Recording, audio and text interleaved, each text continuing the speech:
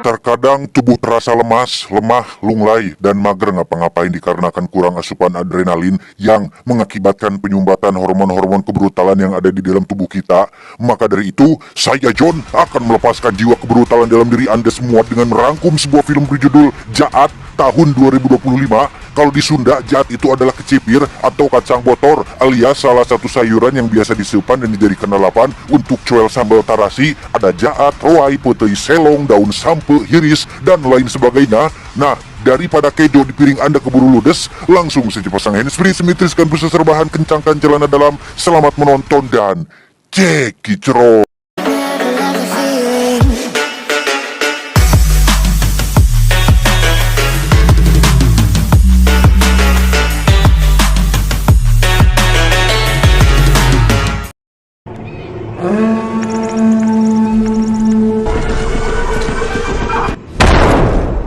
Cerita diawali pada tahun 2009 di salah satu hutan di Sri Lanka ketika pasukan tentara dibantu warga setempat sedang melakukan penggalian senjata dan harta karun tersembunyi, di mana salah satu warga yang merupakan seorang kakak yang dibantu oleh 3 adiknya pun secara kebetulan menemukan sekotak peti kayu berisi batang emas yang sangat banyak, sehingga tanpa banyak pikir si kakak dan ketiga adik pun memutuskan untuk melakukan pemberontakan, dan inilah yang mereka lakukan.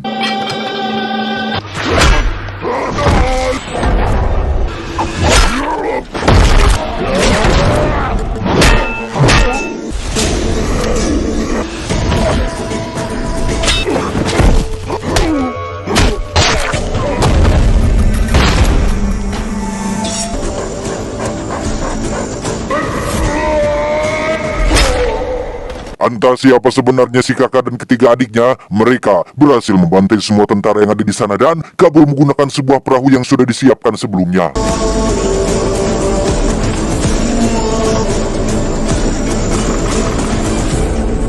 Beberapa jam berlayar dari Sri Lanka menuju daratan India, si kakak dan para adik pun langsung mengubur peti emas itu di dalam pasir dan hanya membawa 1 batang emas masing-masing satu. Tak lama, kepolisian setempat pun menangkap mereka berempat dengan tuduhan sebagai para penyelundup ilegal yang tanpa banyak omong, si kakak pun mengeluarkan 1 batang emas disusul oleh ketiga adiknya yang lain dan...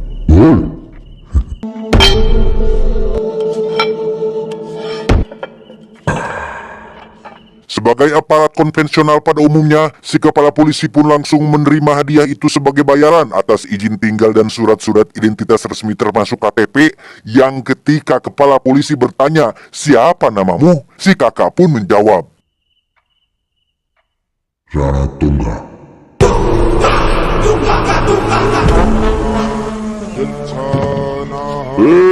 Ya, inilah Rana Tungga, seorang pria kejam misterius yang masih belum diketahui latar belakangnya. 1 bulan berada di desa ini, Rana Tungga dan ketiga adik pun pura-pura bekerja sebagai nelayan untuk meminimalisir kecurigaan, di mana seorang juragan penguasa desa ini pun ujug-ujug menampar salah satu adik karena menolak membayar upeti alias jatah bulanan preman. Dan tebak apa yang Rana Tungga lakukan? Si juragan telah melakukan kesalahan besar ketika ia macam-macam dengan orang yang salah. Rana Tungga dan ketiga adik pun mendatangi kediaman si juragan saat ia sedang berada di rumahnya dan membantai seluruh anggota keluarganya tanpa tersisa satupun.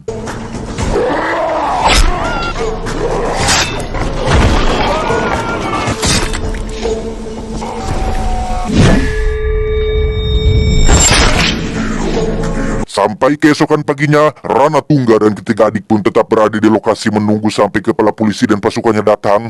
Dikira akan menyerahkan diri kepada pihak kepolisian, Rana Tungga justru malah memenggal kelapa si kepala polisi dan menumbuhkan rasa takut kepada seluruh warga di desa tersebut.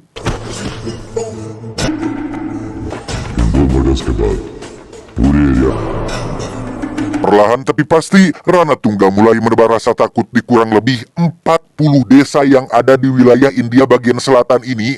Ia memakai cara kejam dan terang-terangan dengan membunuh setiap ketua preman yang dianggap sebagai pemegang wilayah. Setelah semua bisnis ia kuasai, Rana Tungga mulai merekrut para remaja usia 16-18 tahunan untuk dijadikan pasukan setianya, memboyong seluruh anggota keluarga dan kerabatnya dari Sri Lanka untuk tinggal di wilayah selatan ini, sehingga sehingga dalam kurun waktu 15 tahun Rana Tungga berhasil menciptakan kerajaannya sendiri yang bahkan pemerintah dan polisi sekalipun tak ada yang berani menyentuhnya.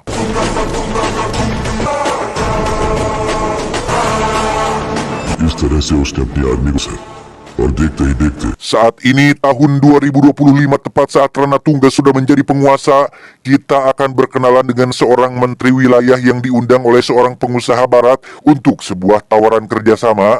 Kerjasama seperti apa? Ya, si pengusaha pun menjelaskan tentang salah satu bahan bakar nuklir bernama thorium yang dianggap sebagai zat radioaktif yang bernilai sangat tinggi. Baru-baru ini satelit mereka menemukan lokasi thorium yang terdapat di dalam tanah di wilayah India bagian selatan, yaitu tepat di 40 desa yang saat ini dikuasai oleh Rana Tungga.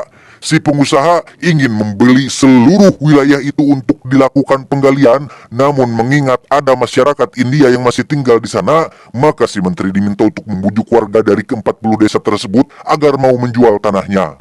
और इसके लिए तुम्हें जितना पैसा चाहिए मिल जाएगा। ये एक आदमी है, कौन है वो?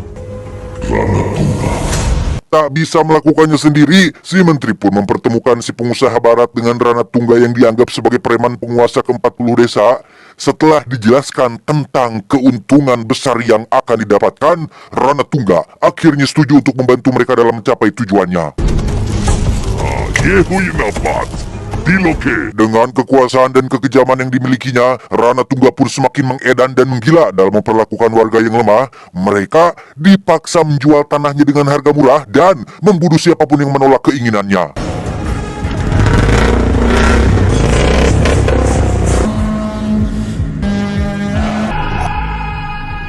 Dari ke-40 desa yang sudah menjual tanahnya, ada satu desa yang berani melakukan penolakan dengan melakukan demo kecil-kecilan di depan kantor kecamatan.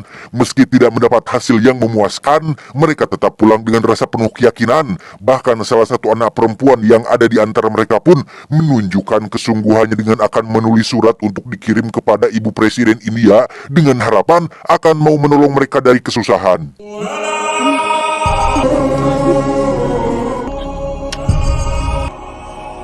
इसे संभाल के ले जाना, तुम लोग संभाल के जाना, जा। ठीक है भैया। Tak diduga, penolakan yang mereka suarakan rupanya sudah sampai di telinga Rana Tungga yang saat itu juga langsung meluncur ke desa tersebut. Ditemani oleh sang istri yang sama-sama berwatak sadis, Rana Tungga membantai mereka semua hingga tak ada lagi orang yang berani menentangnya.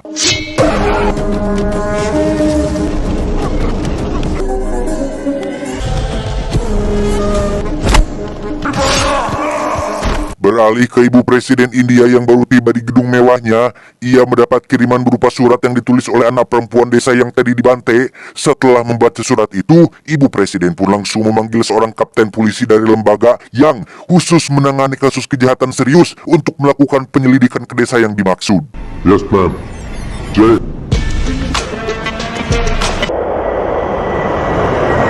Bertepatan dengan si kapten yang baru berangkat, kita akan dibawa ke wilayah kekuasaan Rana Tungga yang saat ini situasinya semakin memprihatinkan. Keadilan tampak seperti sesuatu yang sangat langka dan nihil, termasuk para polisinya sendiri pun seperti acuh tak acuh dengan penderitaan yang terus terjadi.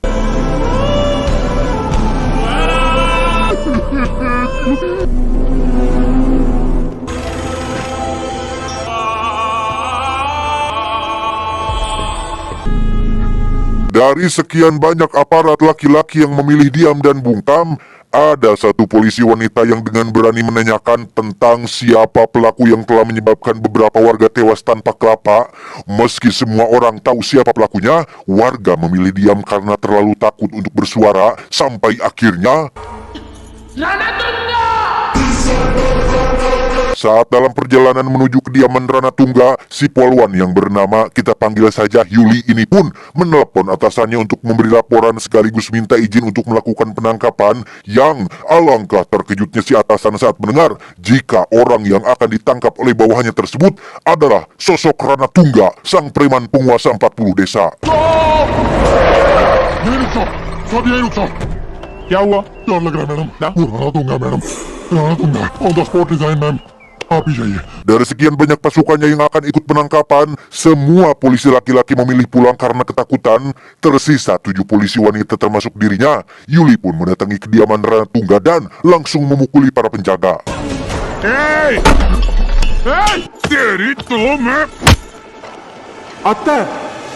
Tepat saat Yuli sedang berantem dengan ibunya Rana Tungga, muncullah istrinya Rana Tungga yang dengan sopan dan santun mengizinkan mereka semua untuk masuk. Awalnya si istri bersikap sabar menghadapi Yuli yang ingin bertemu dengan suaminya, tetapi ketika Yuli mengacungkan pistol tepat di depan babangusnya, si istri pun langsung berubah dan menelanjangi mereka semua untuk digadabah anak buahnya.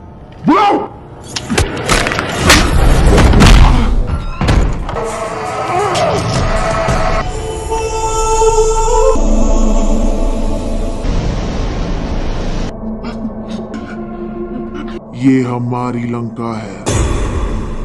इस लंका में कदम रखने से Sejenak kita tinggalkan dulu urusan Rana Tungga dan kroco-kroconya dan beralih kepada seorang pria asing bernama, kita panggil saja dulu si pria asing karena belum diketahui siapa namanya. Saat ini kereta yang ditumpanginya mengalami anjlok gara-gara seorang tiktoker yang joget-joget di tengah jalur rel, sehingga daripada menunggu 4-5 jam sampai bantuan datang, si pria yang kebetulan belum sarapan pun memutuskan untuk berjalan kaki ke desa terdekat, berharap ada warung makan yang sudah buka.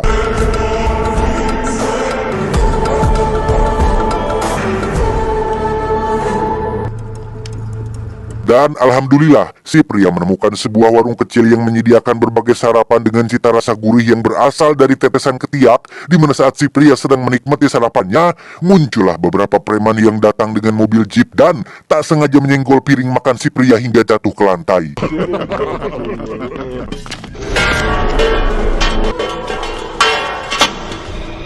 Dengan kalem dan penuh sopan santun, si pria pun mendatangi preman itu untuk menagih kata maaf.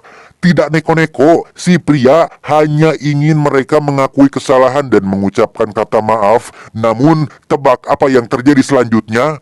Hey! Sorry चाहिए उसको Sorry चाहिए उसको अबे हवा आने दे चला Ya, entah siapa pria asing ini sebenarnya. Ia mengaku datang dari utara sebagai seseorang yang punya tangan seberat 2,5 kg dengan kekuatan pukulan setara satu bulldozer, yang hal itu langsung dibuktikan dengan perkelahian yang sangat luar biasa slow motion ini.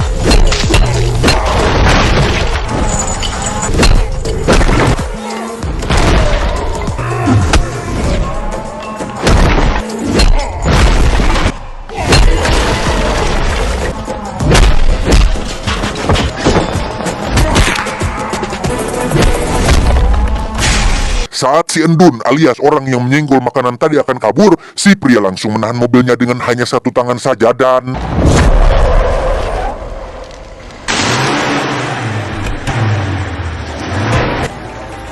Sorry man Karena Endun masih tidak mau minta maaf, si pria pun menanyakan kepada siapa kamu bekerja Endun, dan... Ram Subbaredi तो वो बोलेगा sorry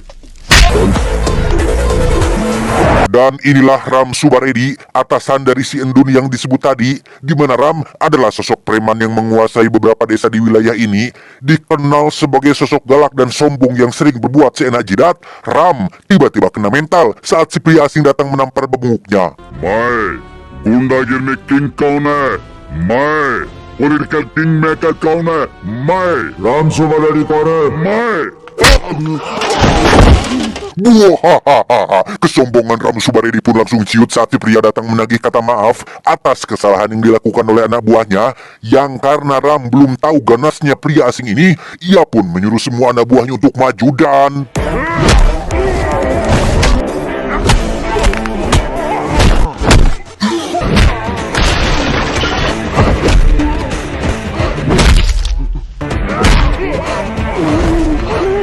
Melihat semua anak buahnya tumbang, Ram pun mengancam si pria dengan akan melaporkan kejadian ini kepada saudaranya yang bernama Somulu. Dan tebak apa yang si pria lakukan? बहुत सारी बोलेगा Dan mari saya perkenalkan Anda dengan Somulu, seorang preman yang dijuluki sebagai si penghancur. Saat ini Somulu sedang berada di kantor registrar atau kantor yang mengurusi pendaftaran properti, aset, dokumen, dan lain sebagainya, di mana Somulu mengintimidasi semua staf yang ada di sana untuk mencap dan menandatangani dokumen yang kosong.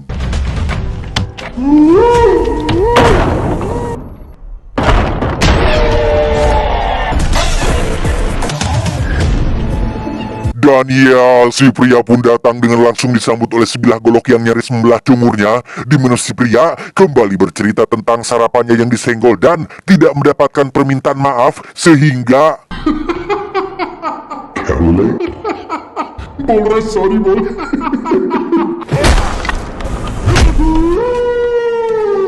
berbeda dengan dua preman sebelumnya, Somulu tampak lebih serius dalam menghadapi seseorang yang tidak dikenalnya, di mana si pria diintimidasi dengan diberikan kata-kata ancaman tentang kesadisan dan kekejaman yang tidak pernah terbayangkan dan John!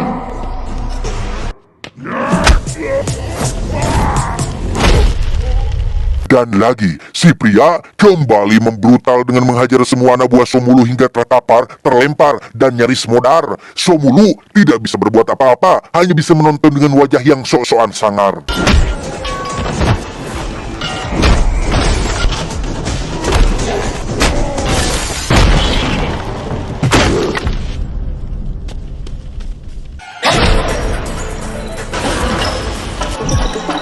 Dan wajig, entah manusia macam apa si pria ini, ia mencabut tiang kipas angin, tiang lo ini besi, dan mengajul Somulu hingga nyangsang di pemidangan, di mana saat Somulu sudah benar-benar tak berdaya menghadapi si pria, ia pun mengancam akan mengadukan hal ini kepada kakak tertuanya, yaitu Kanebo.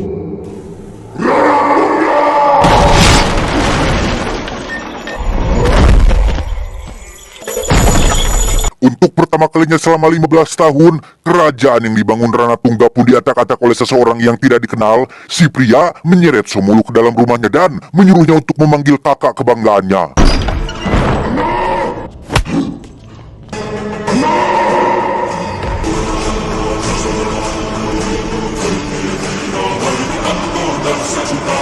For the first time, Ranatungga bertemu dengan seseorang yang benar-benar punya nyali besar, memasuki istana dan mengacak-acak semua yang ada di dalamnya, di mana si pria kembali menceritakan tentang kronologi awal permasalahannya, yaitu मैं एक ही खा रहा था फिर से शुरू किया इसने इसने धक्का मारा एक ही गिर गया मैंने उसे कहा से सॉरी रामासुब्बा रेड्डी ने भी सॉरी नहीं बोला sama seperti sebelumnya, kedatangan si pria ke sini adalah untuk meminta kata maaf yang tidak ia dapatkan dari ketiga adiknya yang lain. Dan tebak apa yang Ranatungga lakukan?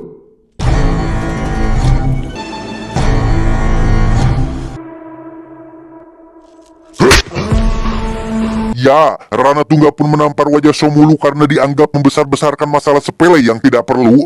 Setelah menjadi penguasa selama 15 tahun, Ranatungga menjadi lebih bijak dalam menghadapi setiap masalah dan tidak mau ribet dengan urusan yang dianggapnya kurang penting. Sehingga dengan penuh kerendahan hati, Ranatungga pun mengucapkan kata maaf untuk kesalahan yang dibuat oleh adik-adiknya. sorry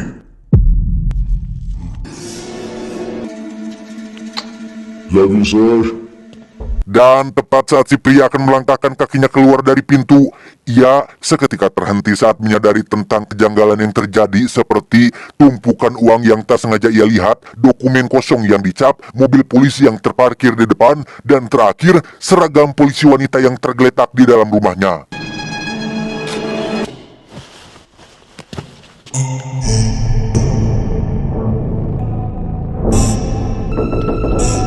Tanpa permisi, si pria pun langsung mencabut teralis besi salah satu kamar untuk memberikan seragam-seragam itu kepada pemiliknya dan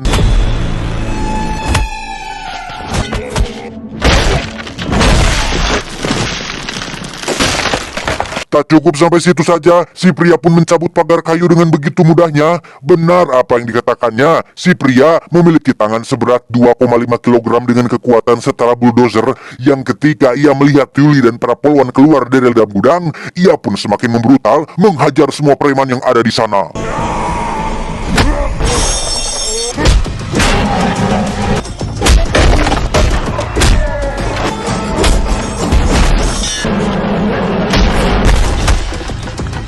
Melihat anak buahnya dihajar habis-habisan, Rana Tungga pun dengan cepat mengambil senjata api untuk menghentikannya dan...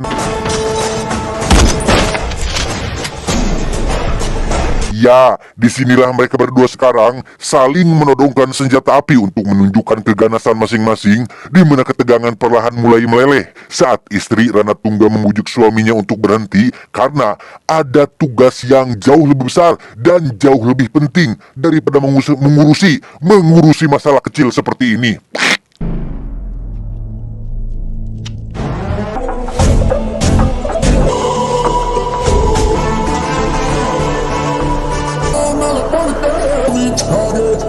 Setelah si pria pergi bersama dengan para poluan, mereka sebenarnya belum bisa bernapas lega karena saat ini Rana Tungga mengerahkan seluruh pasukannya untuk memburu mereka, yang pada akhirnya terjadilah perburuan brutal yang melibatkan puluhan preman bersenjata untuk memburu hanya satu orang saja.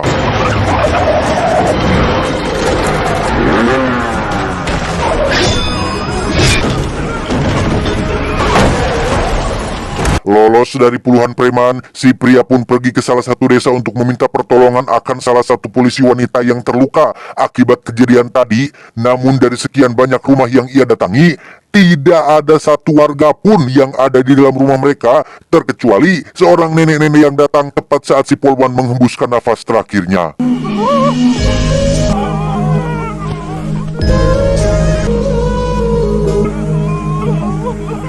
Ternyata desa yang si pria datangi saat ini adalah desa yang warganya sempat melakukan perlawanan. Si nenek pun menceritakan tentang penderitaan yang mereka alami selama 15 tahun, termasuk cucunya sendiri pun menjadi korban oleh kebejatan sang kepala polisi yang kerap bertindak sewenang-wenang.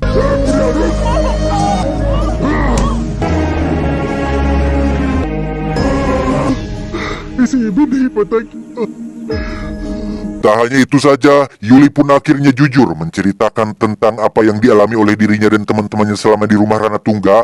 Mereka digilir satu persatu oleh adik dan anak buah Rana Tungga, yang hal itu seketika menyayat dan mengiris hati seorang pria yang belum diketahui siapa namanya ini.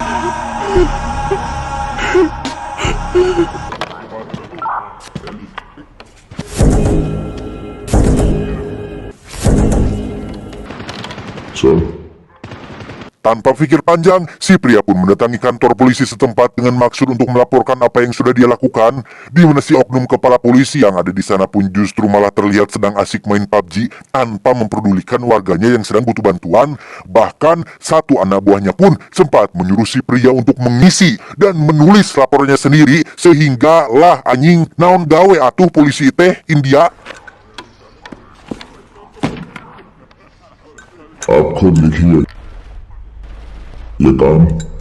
Dengan santai, si pria pun kembali menceritakan tentang kronologi kejadian sarapannya yang disenggol, yang tepat saat si pria menyebut nama Somulu. Seketika itu pula kepala polisi dan yang lain langsung berdiri dari tempat duduknya. Terlebih lagi, ketika si pria menyebut nama Rana Tungga, si polisi yang menulis laporan pun tangannya sampai gemetaran, saking takutnya mereka terhadap nama yang disebutkan.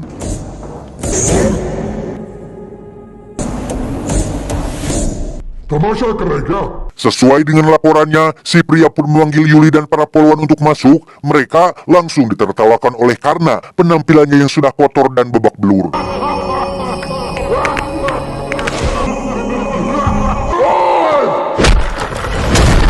Dan ya, si pria yang marah pun meminta kepala polisi dan pasukannya untuk melepaskan seragam mereka karena seragam tersebut melambangkan kekuatan, keyakinan, dan kepercayaan rakyat. Sedangkan yang terjadi jauh dari kata mengayomi dan melindungi, justru yang ada malah menyusahkan dan membebani.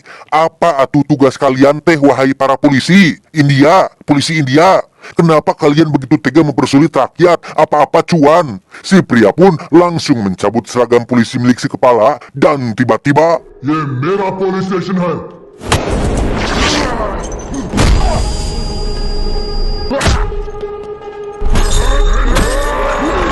menggunakan rantai, si pria pun ditarik ke tiang untuk dipukuli, di mana si kepala langsung melaporkan hal ini kepada Somulu agar segera datang ke sana untuk melihatnya sendiri.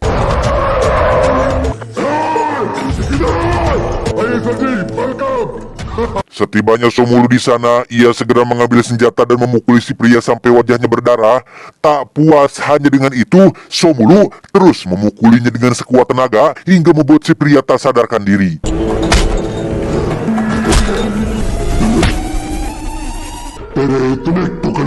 Yang menarik adalah ada salah satu polisi senior yang ada di kantor tersebut tampak seperti mengenali wajah si pria. Beliau dengan cepat pulang ke rumahnya untuk memeriksa sesuatu, yaitu sebuah foto lama yang tersimpan di dalam lemarinya yang akhirnya akan mengungkap siapa sebenarnya sosok pria misterius ini.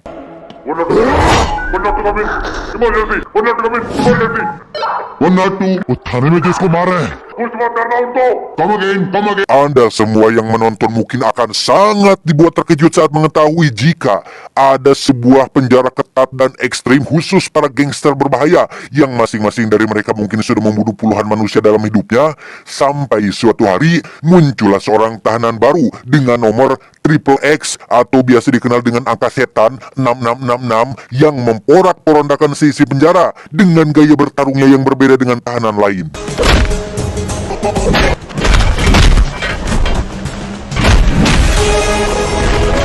Setelah mendengar cerita tentang si pria yang ternyata merupakan tahanan paling brutal di penjara, Somulu sedikit pun tidak takut ataupun gentar. Ia malah melakukan kesalahan besar dengan menyuruh anak buahnya untuk menyadarkan si pria dari pingsannya, dan inilah yang terjadi.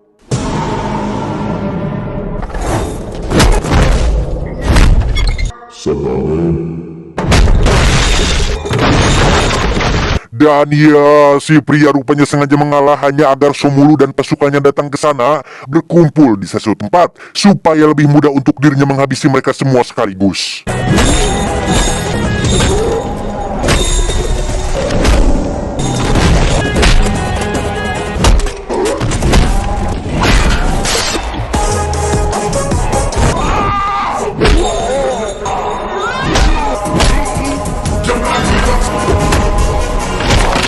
Dibantu oleh Yuli dan para ladies, si pria akhirnya berhasil menghabisi Somulu dan antek-anteknya dan menggantung mereka di kantor polisi. Tak lama setelah si pria pergi, muncullah Ranatungga yang datang terlambat dan harus melihat adik-adiknya mati dengan cara yang sangat mengenaskan. Lebok.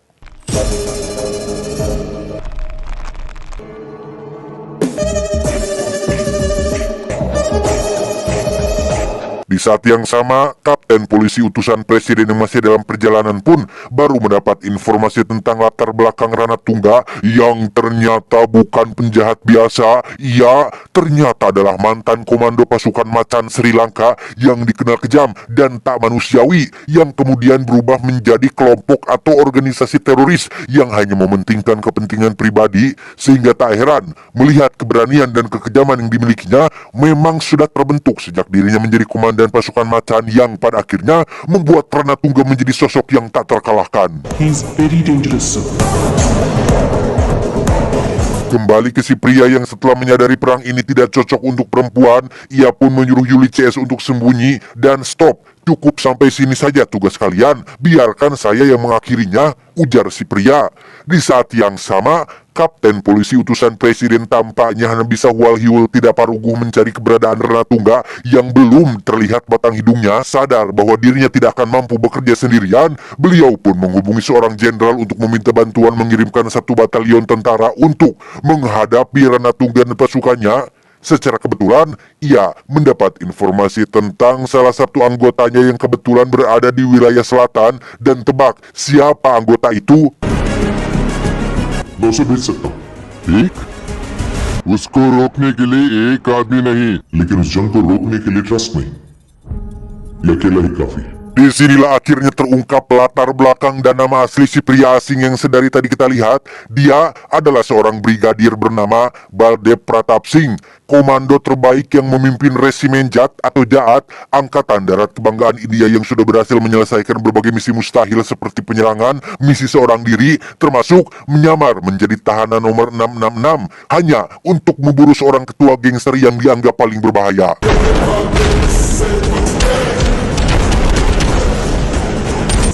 lagi kode hatiar dan kejam mereka.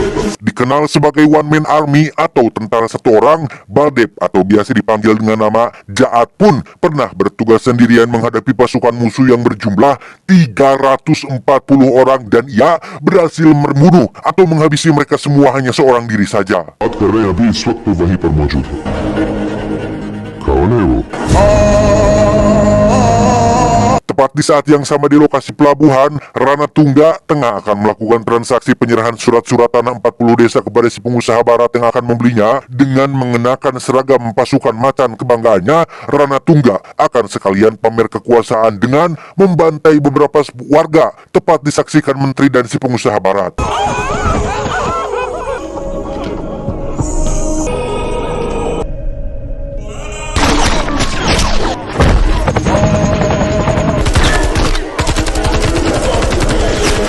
Dan ya, alangkah terkejutnya Rana Tungga saat pasukannya dibantai habis tak tersisa oleh Jaat yang datang hanya seorang diri, sembari memikul roket launcher yang beratnya setara dengan 10 galon air merek Kangen Water. Jaat pun meledakkan beberapa titik pelabuhan hanya untuk menghabisi pasukan Rana Tungga yang berniat kabur.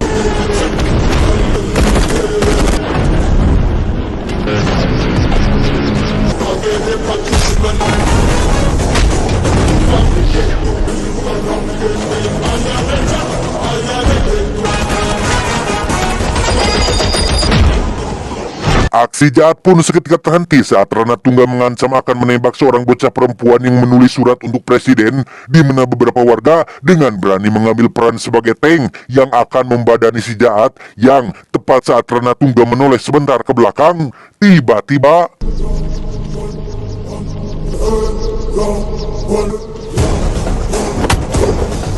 setelah tidak ada senjata api, mereka berdua pun bertarung dengan senjata kosong untuk menunjukkan siapa yang terkuat. Dan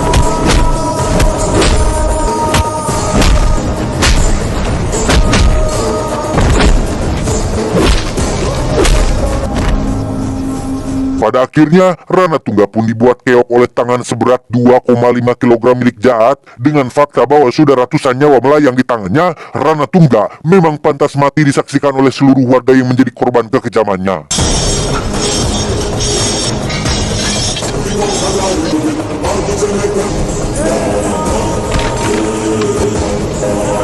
Setelah keributan sudah selesai, barulah si kapten polisi datang bak pahlawan dengan pura-pura riweuh mengevakuasi para korban dan memberi hormat kepada Jaat yang menjadi kebanggaan tentara angkatan darat.